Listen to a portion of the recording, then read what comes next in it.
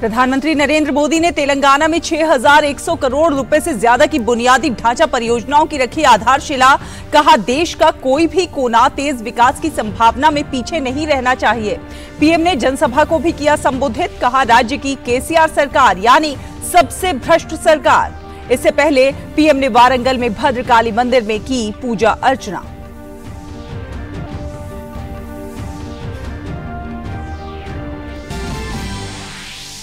प्रधानमंत्री आज बीकानेर में 25,000 करोड़ रुपए से अधिक की विकास परियोजनाओं का करेंगे लोकार्पण और शिलान्यास।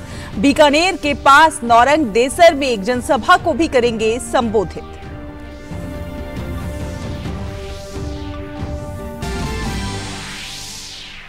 पश्चिम बंगाल पंचायत चुनाव में मतदान शुरू होते ही राज्य भर से हिंसक झड़पों की खबरें। पोलिंग बूथों में मतपत्र लूटने और आगजनी की घटनाएं, कई की मौत। 11 जुलाई को आएंगे नतीजे।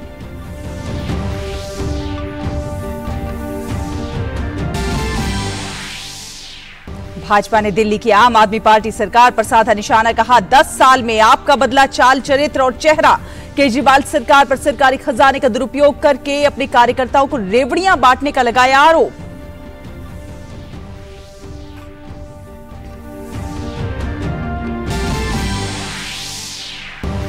और खेल की खबरों में कनाडा ओपन बैडमिंटन टूर्नामेंट में भारतीय बैडमिंटन स्टार पीवी सिंधु और लक्ष्य सेन की जीत का सिलसिला जारी।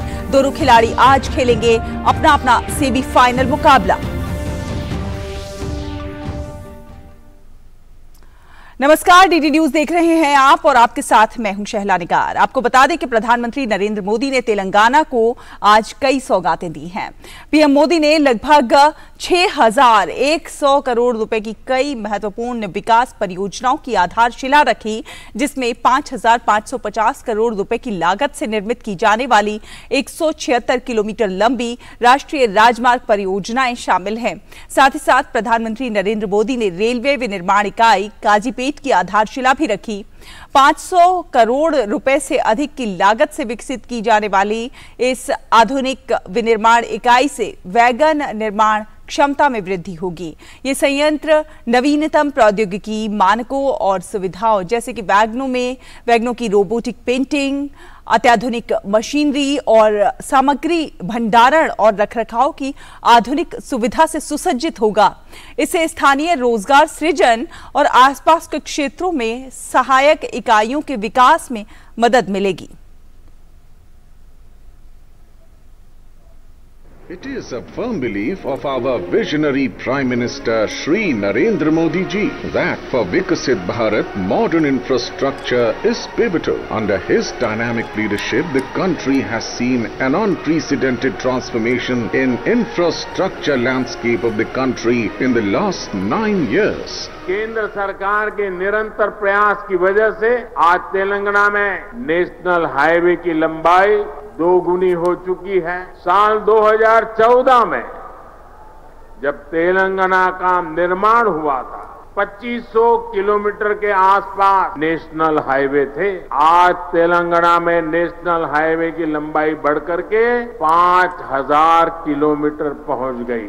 Telangana is a strong partner in nation building. Road infrastructure projects worth over rupees 34,000 crore have been completed or are in advanced stages of completion in Telangana. Today's Honorable Prime Minister Shri Narendra Modi is laying the foundation stone for 2 national highway projects worth rupees 5,600 crore. 4-laning of Karimnagar Warangal section of NH 500. Telangana के वारंगल में कई बुनियादी ढांचा विकास परियोजनाओं का उद्घाटन करने के बाद प्रधानमंत्री नरेंद्र मोदी ने अपने संबोधन में तेलंगाना के लोगों के योगदान का जिक्र करते हुए कहा कि भारत जब दुनिया की 5वीं सबसे बड़ी आर्थिक शक्ति बना तो उसमें भी इस राज्य के लोगों की बड़ी भूमिका है।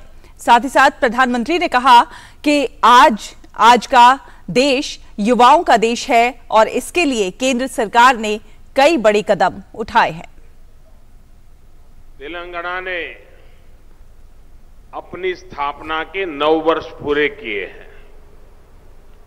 तेलंगाना राज्य भले ही नया हो, लेकिन भारत के इतिहास में तेलंगाना का कंट्रीब्यूशन यहाँ के लोगों का योगदान हमेशा बहुत बड़ा रहा है। तेलुगु लोगों के सामर्थ्य ने हमेशा भारत के सामर्थ्य को बढ़ाया है। इसलिए आज जब भारत दुनिया की 5वीं सबसे बड़ी इकोनॉमिक पावर बना है, तो उसमें भी तेलंगाना के लोगों की बड़ी भूमिका है। और प्रधानमंत्री ने कहा कि देश का कोई भी कोना तेज विकास की संभावना में पीछे नहीं रहना चाहिए। उन्होंने कहा कि केंद्र सरकार ने पिछले 9 सालों में तेलंगाना के विकास और कनेक्टिविटी पर विशेष ध्यान दिया है। आज का नया भारत युवा भारत है, बहुत सारी एनर्जी से भरा हुआ भारत है। 21वीं सदी के इस तीसरे दशक में हमारे पास एक गोल्डन पीरियड आया है। हमें इस गोल्डन पीरियड के हर सेकंड का पूरा इस्तेमाल करना है। देश का कोई भी कोना तेज विकास की किसी भी संभावना में पीछे नहीं रहना चाहिए।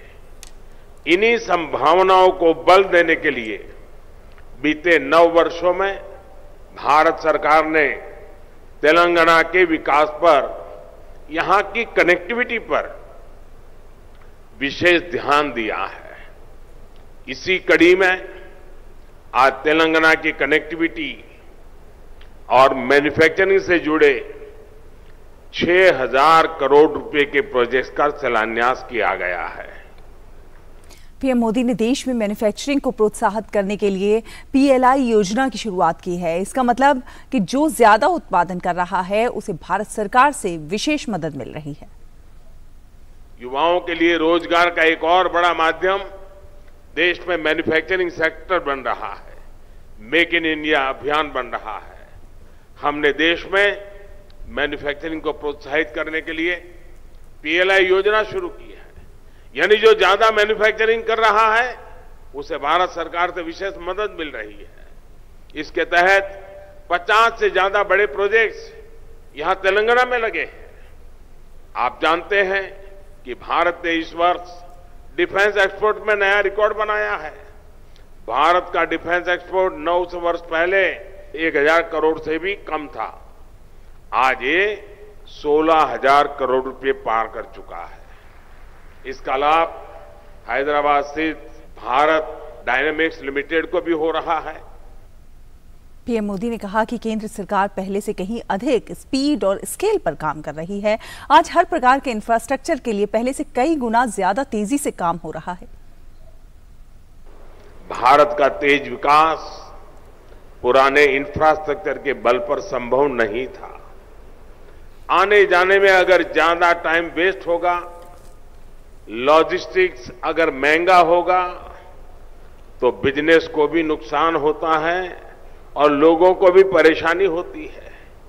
इसलिए ही हमारी सरकार पहले से कहीं अधिक स्पीड और स्केल पर काम कर रही है।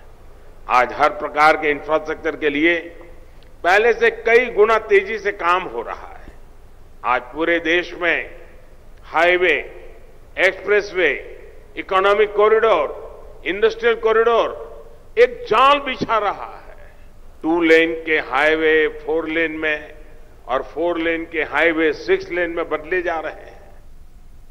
पिछले वर्षों में भारतीय रेलवे द्वारा बनाए गए आधुनिक कोच का जिक्र करते हुए प्रधानमंत्री ने कहा कि इस कड़ी में अब काजीपेट भी मेक इन इंडिया के साथ जुड़ने जा रहा है। आज भारतीय रेल भी मैन्युफैक्चरिंग के मामले में नए रिकॉर्ड, नया पड़ाव तय कर रही है। इन दिनों made in India Vande Bharat ट्रेनों की बहुत चर्चा है। बीते वर्षों में भारतीय रेल ने हजारों आधुनिक कोच और लोकोमोटिव बनाए हैं। भारतीय रेलवे के इस कायाकल्प में अब काजीपेट भी मेक इन इंडिया की नई ऊर्जा के साथ जुड़ने जा रहा है। अब यहां हर महीने दर्जनों वैगन बनेंगे। इससे क्षेत्र में रोजगार के नए अवसर बनेंगे। यहां के हर परिवार को किसी न किसी रूप में लाभ होगा। यही तो सबका साथ सबका विकास है। वहीं तेलंगाना के वारंगल पहुंचने पर प्रधानमंत्री नरेंद्र मोदी ने रोड शो किया और इस दौरान बड़ी संख्या में वारंगल के स्थानीय निवासी सड़कों के दोनों ओर खड़े होकर प्रधानमंत्री नरेंद्र मोदी का अभिवादन करते हुए नजर आए।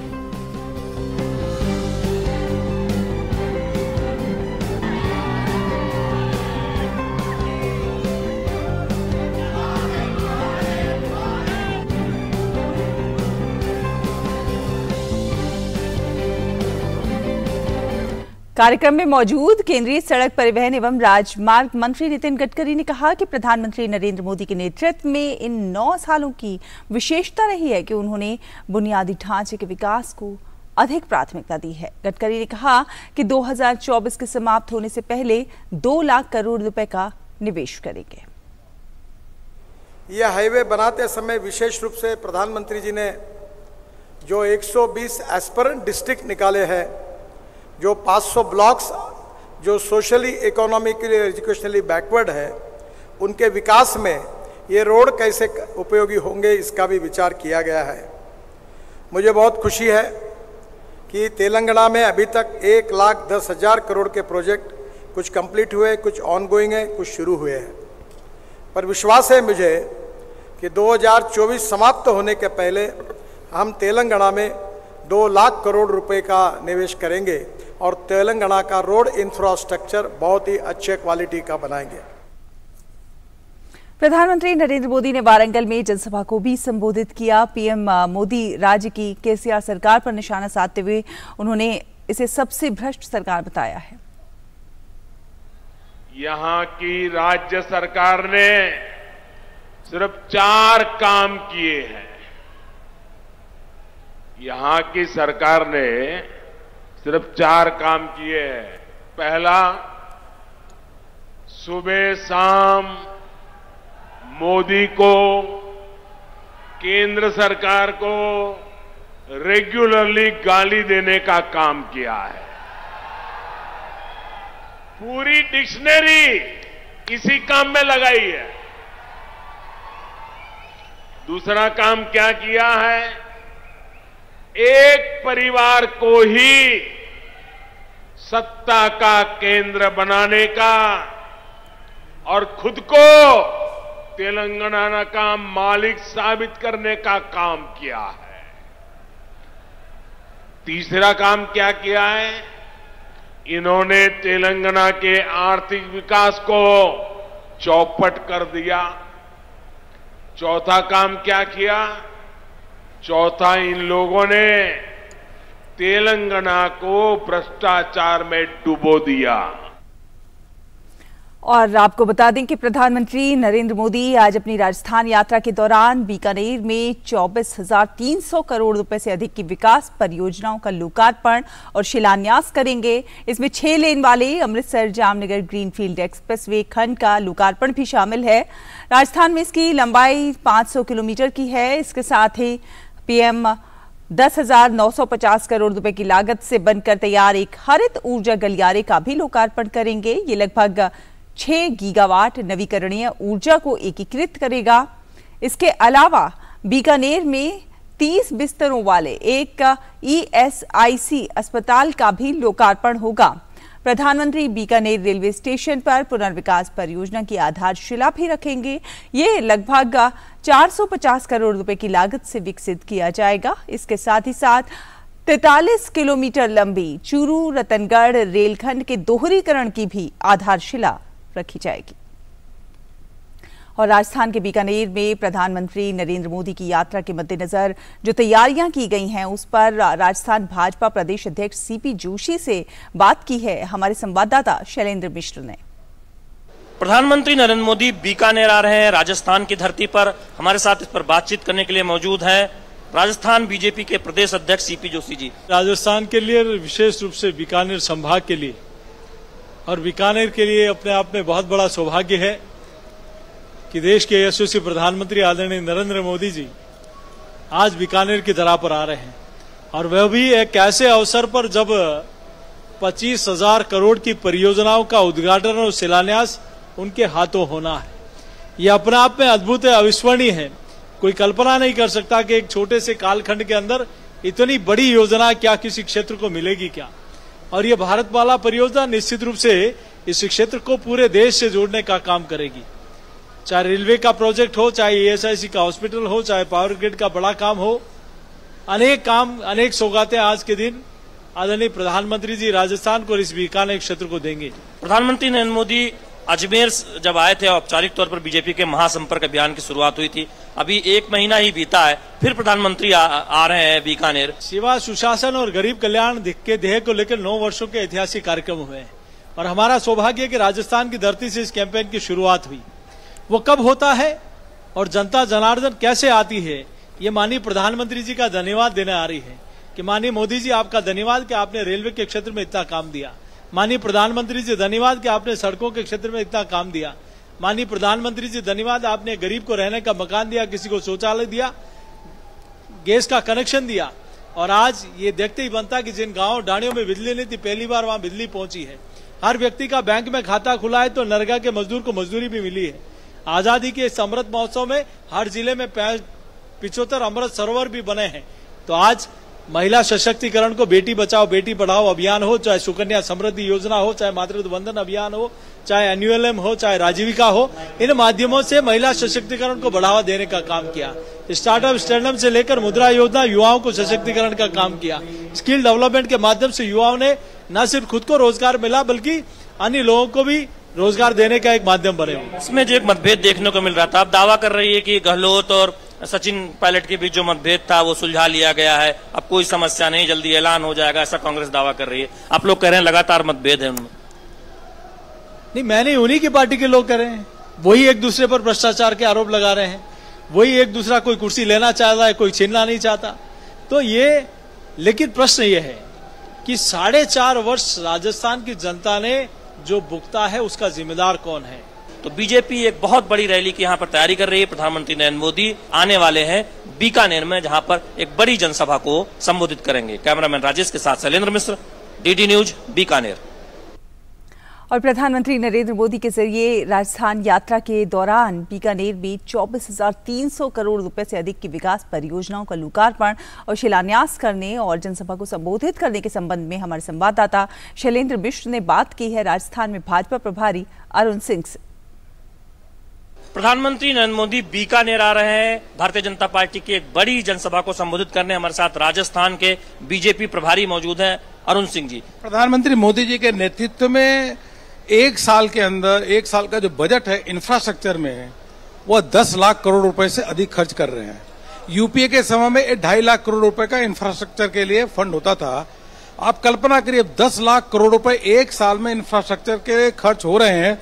तो पूरे देश भर में जिस प्रकार से सड़कों का नेटवर्क फैल रहा है, नए जो हमारे वंदे भारत ट्रेन से लेकर के और रेलवे में जो विस्तार का काम हो रहा है, पोर्ट में विस्तार का काम हो रहा है, उसी प्रकार हाईवे अपना जो एयरपोर्ट है 2 गुना एयरपोर्ट की संख्या हो गई है।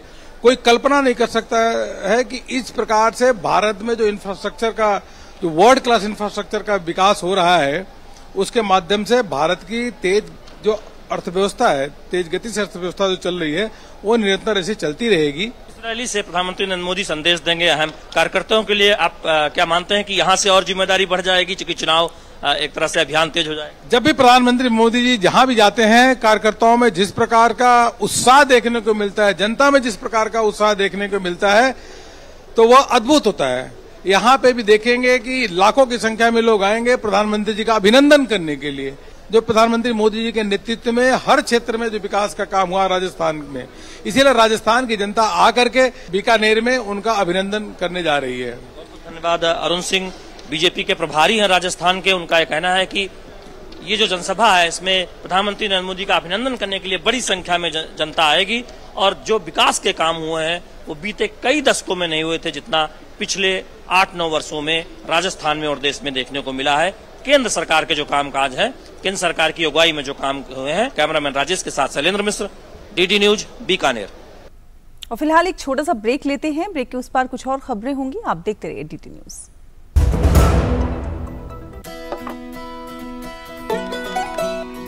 रूठी है तो मना ले बंधु, अरे अब के घर बसा ले बंधु।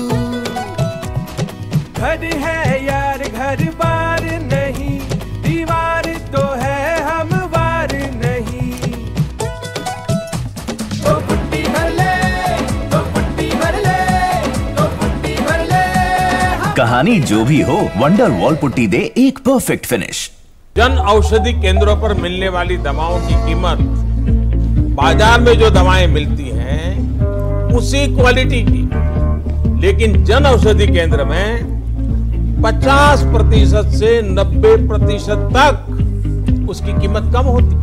भारतीय जन औषधि परियोजना के अंतर्गत अब तक देश भर में हजारों जन औषधि केंद्र खोले जा चुके हैं, जहां पर 1800 से अधिक दवाइयां और 285 सर्जिकल उपकरण बहुत ही कम कीमतों पर उपलब्ध हैं। अधिक जानकारी के लिए जन औषधि सुगम मोबाइल ऐप को डाउनलोड करें या टोल फ्री नंबर 1800-180-8080 पर कॉल करें।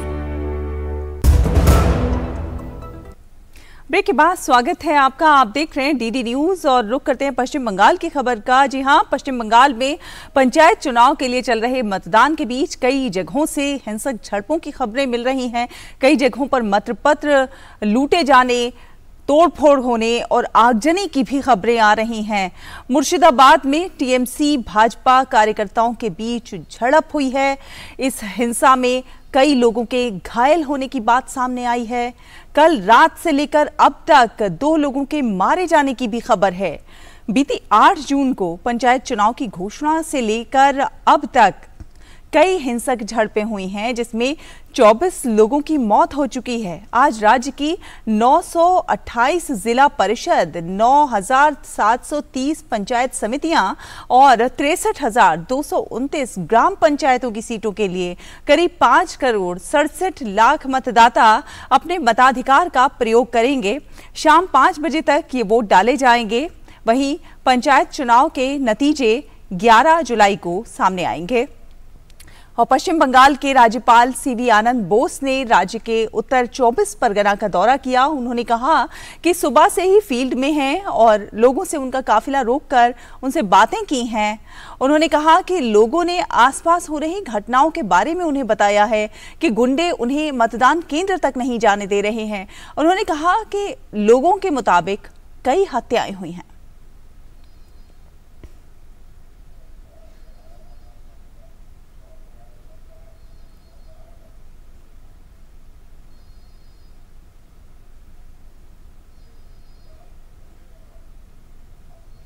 केंद्रीय सूचना एवं प्रसारण एवं खेल युवा कार्यक्रम मंत्री अनुराग सिंह ठाकुर ने पश्चिम बंगाल में चुनाव के दौरान हिंसा की घटनाओं पर राज्य की ममता सरकार और कांग्रेस सहित विपक्षी दलों पर निशाना साधा।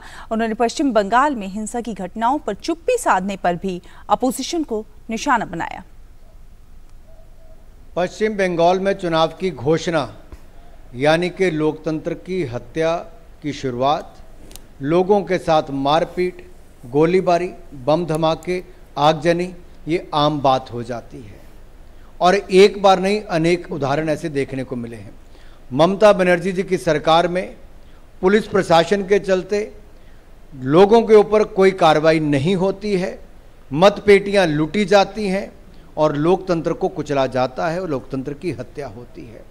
कैसे लोगों के सिर फोड़ दिए जाते हैं, कैसे महिलाओं के साथ अत्याचार किया जाता है और कैसे चुनाव जीतने के लिए किसी भी स्तर तक और किसी भी स्तर तक गिरने का काम ममता बनर्जी जी और टीएमसी के नेता करते हैं। लेकिन श्रीमान राहुल गांधी जी चुप रहते हैं। उनको तो गठबंधन करना है ममता जी के साथ, लेकिन ममता जी उनको कहती है बंगाल में नहीं आने देंगे। क्या लोकतंत्र की हत्या के खिलाफ यहां पर राहुल गांधी जी कुछ बोलेंगे?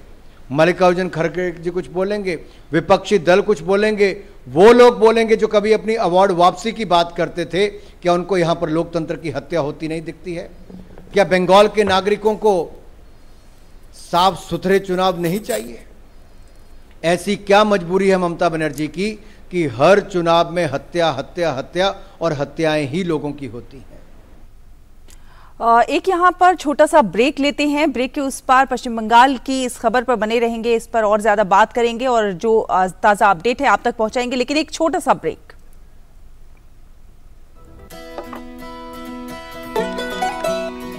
रूठी है तो मना ले बंधु, अरे अब के घर बसा ले बंधु।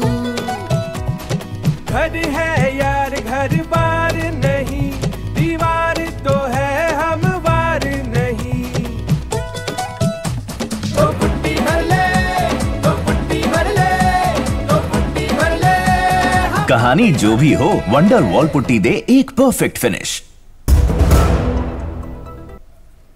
ब्रेक के बाद स्वागत है आपका। आप देख रहे हैं डीटी न्यूज। आपको बता दें कि ओडिशा के भुवनेश्वर में केंद्रीय मंत्री धर्मेंद्र प्रधान ने पश्चिम बंगाल पंचायत चुनाव में हुई हिंसा पर अपनी प्रतिक्रिया दी है और कहा है कि पश्चिम बंगाल में पूरी सरकारी व्यवस्था असंवैधानिक कामों में लगी हुई है। वहां की सरकार ना तो राज्यपाल के आदेश का सम्मान करती है और ना ही हाईकोर्ट के आदेश का। प्रधान ने कहा कि लोकतंत्र में हिंसा के लिए कोई स्थान नहीं है, मगर वहां की सरकार जनाधार खो चुकी है और इसी डर में वो हिंसक प्रवृत्ति को अपना रहे हैं। बंगाल में सारा व्यवस्था असंवैधानिक कामों में पूरा लग चुकी है। ना वहां की सरकार राज्यपाल के आदेश को कोई सम्मान करते हैं, हाईकोर्ट के आदेश को सम्मान करते हैं, सेंट्रल एजेंसीज रहनी चाहिए, हाईकोर्ट की ऑर्डर रहा। ये सारे प्रिकॉशंस के बावजूद जब जमीनी स्तर पर जब स्थानीय पुलिस और प्रशासन खुद ही पार्शियल हो जाए और बायस्ड हो जाए और राजनीतिक दृष्टि से काम करे, ये तो संवैधानिक व्यवस्था इसको नहीं कहा जाता है। और विशेष करके डेमोक्रेसी में हिंसा की कोई स्थान नहीं है, लेकिन वहाँ की स्थानीय सरकार जनाधार खो चुकी है। उसकी भय से वो हिंसक प्रवृत्ति अपना रहे हैं। और आपको बता दें कि भारत में पहली बार होने जा रही मोटो जीपी रेस 22 से 24 सितंबर 2023 तक ग्रेटर नोएडा के बुद्ध इंटरनेशनल सर्किट में आयोजित की जाएगी। केंद्रीय मंत्री अनुराग सिंह ठाकुर ने कहा है कि मोटो जीपी रेस में पहली बार कोई भारतीय प्रतिभागी बनेगा। मोटो जीपी रेस से जहां ऑटोमोबाइल सेक्टर को बढ़ावा मिलेगा, वहीं भारत में अन्य खेलों की तरह रेसिंग में भी खिलाड़ियों को हाथ आजमाने का मौका मिलेगा। मोटोजीपी रेस से देश भर में रोजगार के अलावा पर्यटन और व्यापार को भी बढ़ावा मिलेगा। पहली बार कोई भारतीय रेसर मोटोजीपी में भाग लेगा, ये पहल है और इसके बाद बड़ा पल भी मैं कह सकता हूं रेसिंग के क्षेत्र में है। अब जहां एक और रेसिंग बाइक्स के लिए बढ़ावा मिलेगा, वहीं पर हमारी ऑटोमोबाइल इंडस्ट्री को भी बहुत बल मिलेगा। रेसर्स जो उस दिशा में आगे बढ़ना चाहते हैं, उनको देखने और सीखने का भी भारत में ही मौका मिलेगा। ये रेसिंग की दुनिया में बहुत बड़ी पहल होने जा रही है और मुझे पूर्ण विश्वास है अभी तो ये शुरुआत है, भारत अन्य खेलों की तरह रेसिंग में भी नई ऊंचाइयां प्राप्त करेगा। और बात करते हैं पश्चिम बंगाल के पंचायत चुनाव की। तो पंचायत चुनाव में हिंसा को लेकर राज्य के नेता प्रतिपक्ष शुभेंदु अधिकारी ने राज्य सरकार की भूमिका पर सवाल खड़ा किया है। उन्होंने कहा है कि बंगाल में कानून व्यवस्था खस्ताहाल हो चुकी है और राज्य की ममता सरकार पूरी तरह से असफल साबित हुई है। उन्होंने कहा कि राज्य में चुनाव के दौरान भी हिंसा हो रही है। कोर्ट के आदेश के बाद भी बूथों पर सुरक्षा मुहैया नहीं कराई गई है। ये कोई चुनाव नहीं हो रहा है, ये मौत हो रहा है। हिंसा का आगजनी पूरा स्टेट में, सेंट्रल फोर्स को कहां भी डिप्लॉयड नहीं किया। कोई बूथ में 65,000 सेंट्रल फोर्सेस है कोर्ट का निगरानी में नहीं है। CCTV not operating everywhere. ये वोट नहीं है, लूट है। सेंट्रल फोर्स को डिप्लॉयड करने का रिस्पॉन्सिबिलिटी राजीव सिन्हा का था और उन्होंने एसपी का पास भेज दिया। सब एसपी ममता की कैडर है। और ज्यादा जानकारी के साथ हमारे संवाददाता प्रसन्नजीत हमारे साथ जुड़ गए हैं। प्रसन्नजीत, जो तस्वीरें आ रही हैं, जो खबरें आ रही हैं, वो काफी चिंताजनक हैं। जिस तरह से पश्चिम बंगाल में पंचायत चुनाव मतदान शुरू होते ही हिंसक झड़पें, आगजनी, लूटपाट, साथ में कई लोगों की मौत की भी खबर, ये कितना चिंताजनक एक ऐसा माहौल शायद देश में किसी भी क्षेत्र में देखने को नहीं मिलता है जो पश्चिम बंगाल में देखने को मिल रहा है। देखिए सैला, एक बात बता दूं, एक तो पहले आपका करेक्शन कर दूं कि अभी तक 11 लोगों की आज मतलब आधी रात 1 बजे से अभी तक 11 लोगों की और 8 जून से 8 जुलाई तक 30 लोगों की मौत हो चुके हैं। और तृणमूल कांग्रेस की तरफ से यह सफाई है कि 61,000 बूथ है, उसमें से अगर 100-150 बूथ में कुछ हो जा रहा है तो इसको हम हिंसा नहीं कह सकते। तो अगर 30 लोगों की मौत को हिंसा नहीं कहते हैं, बिल्कुल, अगर इस परसेंटेज को इस तरह से दिखा जाता है कि 61,000 बूथ है और 100-150 बूथों पर इस तरह की हिंसा है और 61,000 बूथ है और 100-150 बूथ में करीब 150-200 लोग आहत है। इसको अगर इस तरह से सोचा जाता है, इस तरह की परसेंटेज लिया जाता है, तो हमको कुछ कहना नहीं है। तो हमको कहना चाहिए कि यह शांतिपूर्ण चुनाव हो रहा है और जो 30 लोगों की जान चले गए और आज का 11 लोगों की जान चले गए तो जाने दीजिए, उसमें कोई परसेंटेज नहीं है, क्योंकि पूरे बंगाल में आप ही ने बताया कि 5 करोड़ 67 लाख मतदाता है, उसमें से 11 लोग मर गए, तो उसमें क्या लेना देना। तो ये तृणमूल कांग्रेस की सफाई है। तो अगर इसी तरह की सफाई देकर किसी ने हिंसा को छिपाने की कोशिश करते हैं, किसी ने ये कोशिश करते हैं कि बंगाल में जो लोकतंत्र है वो जारी है, चाहे जिस तरह से अनुराग जी कह रहे थे कि राहुल गांधी का कुछ कहना नहीं है, खड़गे जी का कुछ कहना नहीं है, उसी तरह से बंगाल की तृणमूल कांग्रेस को भी कहना है कि ये कुछ भी नहीं है, शांतिपूर्ण चुनाव है। सायला जी बिल्कुल, बहुत ही हास्यास्पद हो जाता है कि किसी मतलब अगर मौत को इतना लाइटली कोई लेता है तो ये बड़ा ही हास्यास्पद हो जाता है। जिस तरह से सुधांशु त्रिवेदी ने कहा कि ऐसा लगता है कि 90 के दशक का बिहार है। मुझे याद है कि जब हम छोटे थे उस समय उत्तर प्रदेश में भी कुछ ऐसा ही हाल होता था कि मतदान के दौरान मतपेटियां लूट ली जाती थी और लोगों को वोट करने से रोका जाता था, लेकिन काफी समय ये पश्चिम बंगाल के चुनाव के दौरान देखने को मिल रही है। तो ये एक बहुत बड़ा ड्रॉबैक कह सकते हैं पश्चिम बंगाल राज्य के लिए। देखिए सैला, मैं एक थोड़ा सा अंतर कर दूं बिहार और यूपी के साथ बंगाल की। बिहार और यूपी में जब हम देखते थे वहां पे एक बाहुबली हुआ करता था। अभी भी आप नाम शायद याद कर सकती है कि कौन कौन बाहुबली हुआ करता था, लेकिन यहां पे ऑर्गेनाइज्ड वे थे, पार्टी ऑफिस से इस तरह की संतरास और हिंसा चलाया जाता है। इस दोनों में अंतर है। वहां पे एक एक बाहुबली हुआ करते थे, यहां पे अगर मान ले तो पूरे जो स्ट्रक्चर है तृणमूल कांग्रेस का, ये वाम मोर्चे की समय से भी, मैं वाम मोर्चे को इस पूरे हिंसा से बाहर नहीं रखना चाह रहा था, क्योंकि 2003 से हम लोग इस तरह से देख रहे हैं, उससे आगे 1998 में भी हम इस तरह से देखे हैं। तो यहां पे ऑर्गेनाइज्ड जो हिंसा पार्टी की तरफ से, वाम मोर्चे की तरफ से 2011 की फैल है और 2011 के बाद तृणमूल कांग्रेस की तरफ से। तो ये एक अद्भुत समस्या है। यहां पे तृणमूल कांग्रेस के ऑफिस से बताया जाता है कि जाओ वहां पे रात को लूट लो। यहां पे कई सारे प्रिजाइडिंग ऑफिसर, सैला बता दूं, कई सारे प्रिजाइडिंग ऑफिसर रोने को देख रहा है हम लोगों ने। कई सारे प्रिजाइडिंग ऑफिसर, पोलिंग बूथ छोड़ के भाग गए हैं अपने जान बचाने के लिए। मतपेटियां तालाब में फेंक दिया गया है। रात को तृणमूल कांग्रेस के लोग आके जो छप्पा देने की बात है, जो रिगिंग की बात है, वो करके चले गए। तो ये जो स्थिति है, चाहे वो 100 बूथों में हो, चाहे वो 60,000 बूथों में हो, इसको सफाई देने के लिए किसी के पास कोई बयान नहीं हो सकता है सैला। लेकिन क्या हम ऐसे चुनाव को चुनाव कह सकते हैं? क्या हम ऐसे चुनाव को सक्सेसफुल कह सकते हैं? मान लीजिए इसमें कोई जीत के भी आ जाता है, क्या हम उसे जीता हुआ कह सकते हैं? इसीलिए तो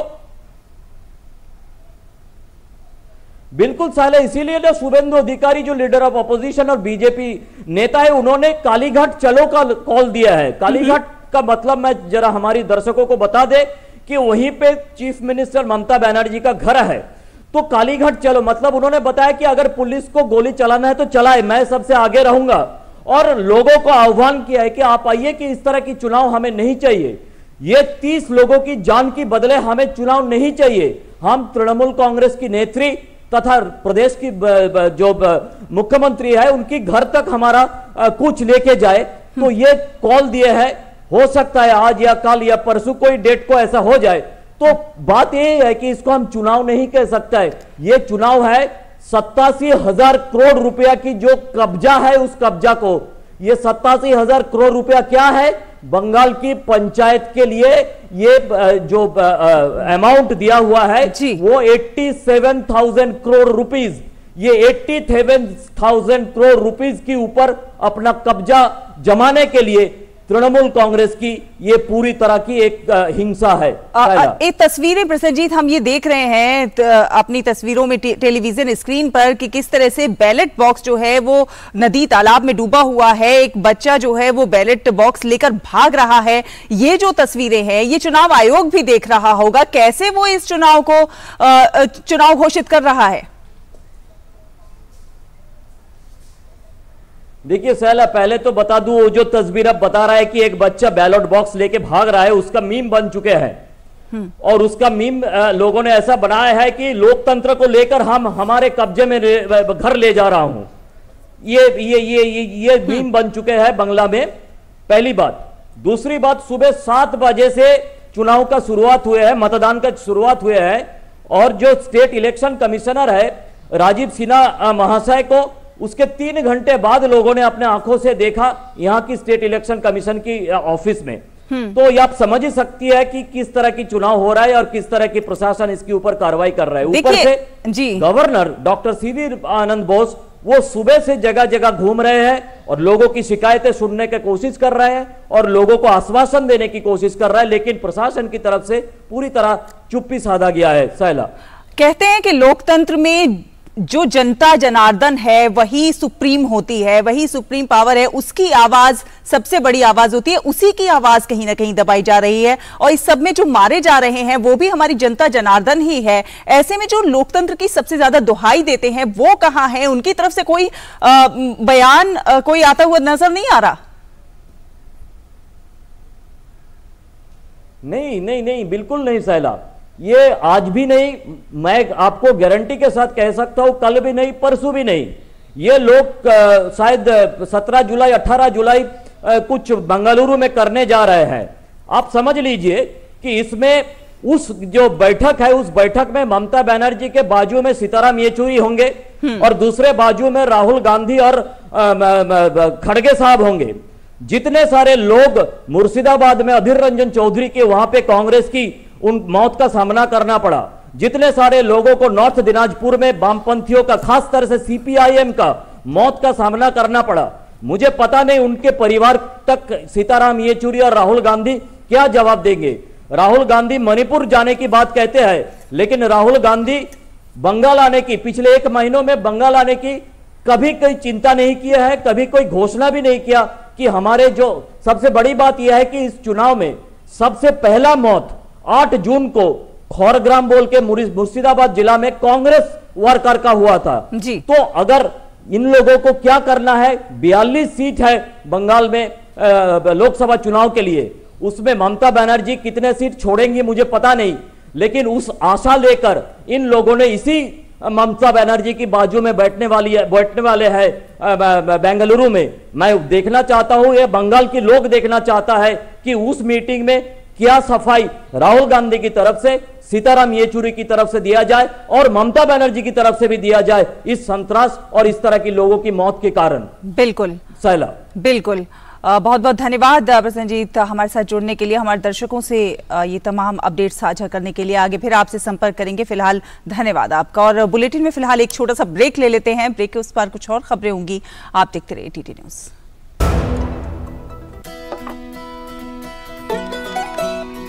रूठी है तो मना ले बंधु, अरे अब के घर बसा ले बंधु। घर है यार घर बार नहीं, दीवार तो है हम वार नहीं। तो पुट्टी भर ले, तो पुट्टी भर ले, तो पुट्टी भर ले। कहानी जो भी हो, वंडर वॉल पुट्टी दे एक परफेक्ट फिनिश।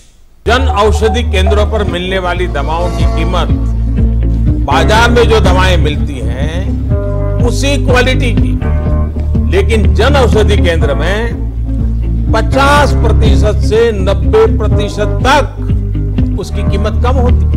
भारतीय जन औषधि परियोजना के अंतर्गत अब तक देश भर में हजारों जन औषधि केंद्र खोले जा चुके हैं, जहां पर 1800 से अधिक दवाइयां और 285 सर्जिकल उपकरण बहुत ही कम कीमतों पर उपलब्ध हैं। अधिक जानकारी के लिए जन औषधि सुगम मोबाइल ऐप को डाउनलोड करें या टोल फ्री नंबर 1800-180-8080 पर कॉल करें।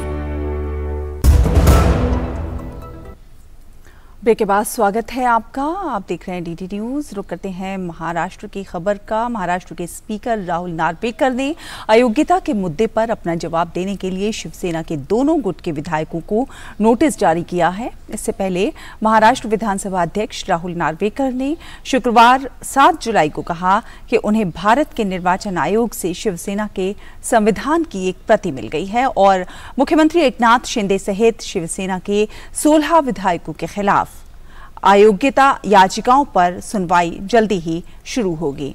वहीं इस सप्ताह की शुरुआत में शिवसेना के उद्धव गुट ने सुप्रीम कोर्ट में याचिका दायर की थी और विधानसभा अध्यक्ष को अयोग्यता याचिकाओं पर शीघ्र सुनवाई करने का निर्देश देने का अनुरोध किया था। सुप्रीम कोर्ट ने 11 मई को फैसला सुनाया कि एकनाथ शिंदे महाराष्ट्र के मुख्यमंत्री बने रहेंगे। राज्य विधानसभा का मानसून सत्र 17 जुलाई से शुरू होगा। और हमारे सहयोगी संवाददाता शिशिर मुंबई से फोन लाइन पर ज्यादा जानकारी के साथ जुड़ गए हैं। शिशिर, शिवसेना के दोनों गुटों पर अब जल्दी ही महानिर्णय होने वाला है। अभी इस वक्त अगर देखा जाए तो गेम जो है इस वक्त जो विधानसभा के स्पीकर है राहुल शिवाय उनके पाले में है। जिस प्रकार से हमने देखा कि दोनों मतलब चाहे फिर वो शिवसेना की तरफ से उद्धव ठाकरे की बात करें या फिर हम बात करें एकनाथ शिंदे की, हालांकि दोनों की अगर हम बात करें तो ऐसे में इस वक्त जो है निर्णय जो है विधानसभा स्पीकर लेंगे, क्योंकि जिस प्रकार से हमने देखा सुप्रीम कोर्ट ने एक लंबी सुनवाई इसके ऊपर चली और सुप्रीम कोर्ट ने कहा कि ये ज्यूरिसडिक्शन जो पूरा है वो विधानसभा स्पीकर का है। तो ऐसे में विधानसभा स्पीकर ने हालांकि कहा है कि अब जल्द से जल्द इसके ऊपर फैसला होगा। एक ऑफिशियल प्रक्रिया होती है जिसके तहत जो है उन्होंने भी ये कहा है कि जो दोनों पक्ष उनकी तरफ से भी कुछ डिटेल्स मांगे गए हैं उसकी एक बार फिर से वेरिफिकेशन होने के बाद हालांकि इसके ऊपर जो है विधानसभा के स्पीकर जो फैसला लेंगे। लेकिन एकमात्र केस उनके पास नहीं है, क्योंकि हम देख रहे हैं महाराष्ट्र में जो इस वक्त हालात है खासतौर पर रिसेंटली इस प्रकार से शिवसेना जो है और उसके बाद हमने राष्ट्रवादी कांग्रेस के जरिए एक पूरा पाला बदल चुका है। तो राष्ट्रवादी कांग्रेस का भी केस विधानसभा स्पीकर के अगर देखा जाए तो अंदर आता है। हालांकि इससे पहले जो एनसीपी अध्यक्ष शरद पवार है उनके द्वारा भी जो है विधानसभा स्पीकर को चिट्ठी लिखी गई थी और उन्हें कहा गया था कि जो 9 मंत्री इस वक्त सरकार में शामिल है उनको जो है एक बार उन पर कार्रवाई की जाए, उन पर एक्शन लिया जाए। इस प्रकार का पत्र उन्होंने विधानसभा स्पीकर को दिया था और इसी प्रकार की कार्रवाई जो है हम देख पा रहे हैं कि उन्होंने दिल्ली में इलेक्शन कमीशन को भी कहा गया था। हालांकि इसके जवाब पर अगर हमें देखा जाए तो अजीत कुमार ने भी एक पत्र विधानसभा स्पीकर को लिखा है जिसके तहत उन्होंने मांग की है कि इस वक्त जो सचेतक शरद पवार गुट के और साथ ही साथ लीडर ऑफ अपोजिशन है उनको जो एक्सप्लेन किया जाए पार्टी से। इस प्रकार का पत्र उन्होंने भी भेजा हुआ है। तो ऐसे में अब ये पूरा अगर इसका देखा जाए तो विधानसभा स्पीकर जो है इसके ऊपर फैसला लेंगी।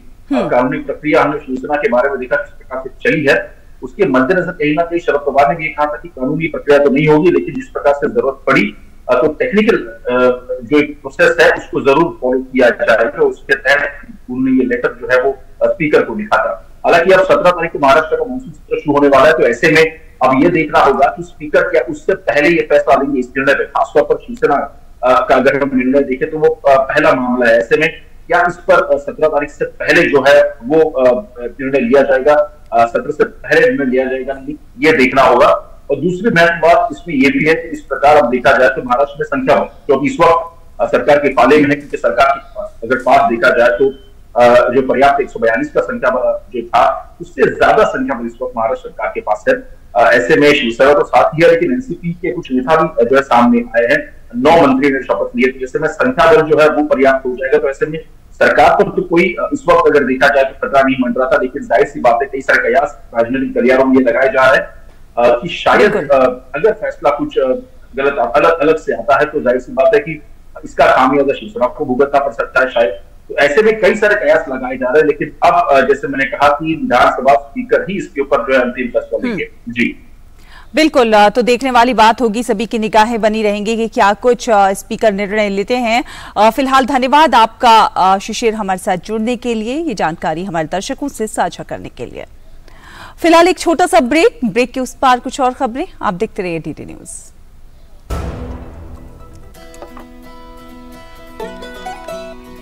रूठी है तो मना ले बंधु, अरे अब के घर बसा ले बंधु। घर है यार घर बार नहीं, दीवार तो है हमवार नहीं। तो पुट्टी भर ले, तो पुट्टी भर ले, तो पुट्टी भर ले। कहानी जो भी हो, वंडर वॉल पुट्टी दे एक परफेक्ट फिनिश। बेमौसम बारिश, आंधी और तूफान की चिंता भूल जाओ, फसल बीमा कराओ, सुरक्षा कवच पाओ। प्राकृतिक आपदा हो या कोई दुर्घटना, उसकी चिंता से भी मुक्ति पाओ, फसल बीमा कराओ, सुरक्षा कवच पाओ। हमने फसल बीमा योजना को अधिक प्रभावी बनाया, उसके दायरे में ज्यादा किसानों को लाए। खरीफ फसल के लिए बीमा पंजीकरण शुरू हो चुका है, शीघ्र पंजीकरण कराएं। बैंक शाखा, बीमा कंपनी, कृषि ऋण समिति, जन सेवा केंद्र CSC से संपर्क करें या www.pmfby.gov.in पर ऑनलाइन आवेदन करें या क्रॉप इंश्योरेंस ऐप डाउनलोड करें या किसान कॉल सेंटर पर फोन करें। फसल बीमा कराओ, सुरक्षा कवच पाओ। ब्रेक के बाद स्वागत है आपका। आप देख रहे हैं DD न्यूज। रुक करेंगे कुछ अन्य खबरों का। लोकसभा अध्यक्ष ओम बिरला मंगोलिया के दौरे पर हैं। भारत और मंगोलिया की संसद के बीच आपसी सहयोग बढ़ाने पर स्पीकर बिरला और मंगोलियाई संसद के अध्यक्ष जी जंदन शतर ने समझौता पत्र पर हस्ताक्षर भी किए। दोनों अध्यक्षों ने इसे आपसी संबंधों के लिए ऐतिहासिक बताया। स्पीकर बिरला ने मंगोलिया रिफाइनरी का भी दौरा किया। भारत के सहयोग से मंगोलिया रिफाइनरी का निर्माण हो रहा है। मंगोलिया की ऊर्जा आवश्यकताओं की पूर्ति में रिफाइनरी अहम भूमिका निभाएगी। और रक्षा मंत्री राजनाथ सिंह सोमवार को मलेशिया की 2 दिवसीय आधिकारिक यात्रा करेंगे। यात्रा के दौरान राजनाथ सिंह मलेशिया के प्रधानमंत्री अनवर इब्राहिम से भी मुलाकात करेंगे। मलेशिया के रक्षा मंत्री के साथ द्विपक्षीय वार्ता में रक्षा सहयोग की समीक्षा के साथ साथ द्विपक्षीय रक्षा सहयोग को और मजबूत करने पर और रणनीतिक साझेदारी बनाने पर ध्यान दिया जाएगा। दोनों लोकतंत्रों के बीच एक मजबूत और बहुआयामी संबंध है जो रक्षा और सुरक्षा सहित कई रणनीतिक क्षेत्रों में विस्तारित हुआ है। दोनों देश 2015 में प्रधानमंत्री श्री नरेंद्र मोदी की मलेशिया यात्रा के दौरान स्थापित उन्नत रणनीतिक साझेदारी के दृष्टिकोण के तहत काम करने के लिए प्रतिबद्ध हैं।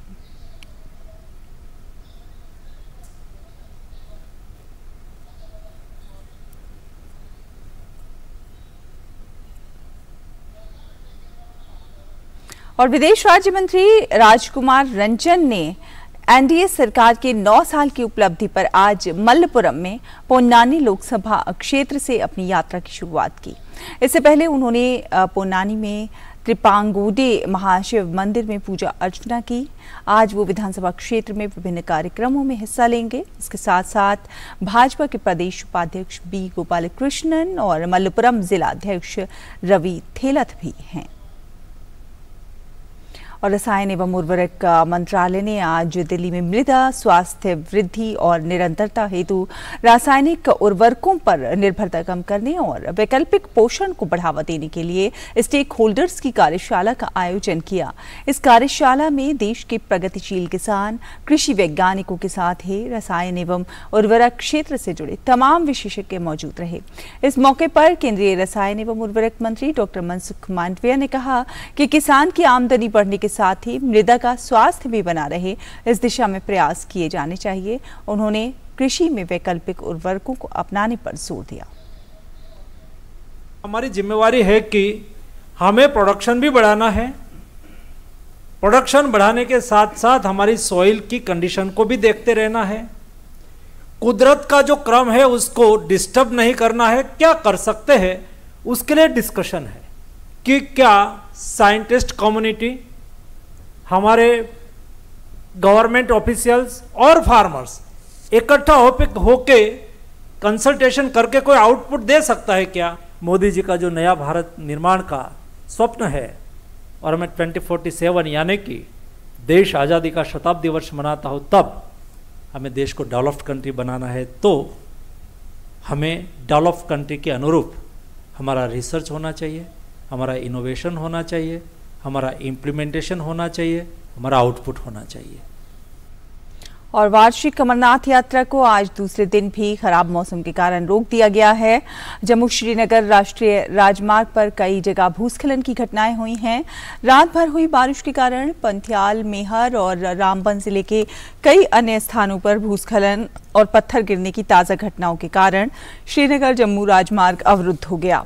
आधिकारिक सूत्रों के अनुसार मौसम संबंधी एडवाइजरी और कश्मीर घाटी में भारी बारिश के कारण तीर्थयात्रियों के नए जत्थों को फिलहाल जम्मू के भगवती नगर बेस कैंप से पवित्र गुफा के लिए रवाना होने की अनुमति नहीं है। इस बीच रेलवे स्टेशन हिलर अनंतनाग में पानी भरने के बाद काजीगुंड से बनिहाल रेलवे ट्रैक तक ट्रेन सेवाएं निलंबित कर दी गई हैं। और देश के अलग अलग हिस्सों में लगातार बारिश जारी है। मौसम विभाग ने गुजरात, राजस्थान, उत्तराखंड, ओडिशा और देश के अधिकांश पूर्वी और पूर्वोत्तर क्षेत्र सहित 12 राज्यों में अगले 5 दिनों तक भारी बारिश का अलर्ट जारी किया है। बारिश की वजह से लोगों को खासी दिक्कतों का भी सामना करना पड़ रहा है। बारिश से दिल्ली में जगह जगह पानी भर गया। सड़कों पर जलभराव से लोगों को आने जाने में काफी दिक्कत का सामना करना पड़ रहा है। जयपुर में शुक्रवार शाम को जमकर बारिश हुई तो जोधपुर, उदयपुर संभाग के कई जिलों में बीती रात से लेकर शनिवार सुबह तक बारिश का सिलसिला जारी है। वहीं असम में बाढ़ की स्थिति फिर से गंभीर हो गई है। केंद्रीय जल आयोग की नवीनतम रिपोर्ट के अनुसार दिसांग नदी और शिवसागर बिंदु सहित कई नदियां खतरे के स्तर से ऊपर बह रही हैं। पानी में डूबे जिलों की संख्या बढ़कर 7 जिलों तक पहुंच गई है। उत्तर प्रदेश में भी भारी बारिश का दौर जारी है। मुरादाबाद में पिछले 2 दिनों से लगातार हो रही बारिश के कारण शहर भर के कई मोहल्ले जलमग्न हो गए हैं। और अब अगली खबर, भारत के विधि आयोग ने समान नागरिक संहिता के संबंध में फर्जी व्हाट्सएप मैसेज और कॉल और संदेशों के खिलाफ लोगों को आगाह किया है। आयोग ने एक बयान जारी करके कहा है कि उसका इन लिखित संदेशों, कॉल और संदेशों से कोई भी संबंध नहीं है। आयोग ने बताया है कि लोगों को कुछ फर्जी फोन नंबर भेजे जा रहे हैं जिन्हें भारत के न्याय आयोग का नंबर बताया जा रहा है। आयोग ने लोगों से आग्रह किया है कि सावधान रहें और सटीक जानकारी के लिए सरकारी सूत्रों पर ही भरोसा करें। इसी के साथ इस बुलेटिन में फिलहाल इतना ही। डीडी न्यूज पर खबरों का सफर लगातार जारी है। आप देखते रहिए डीडी न्यूज। नमस्कार।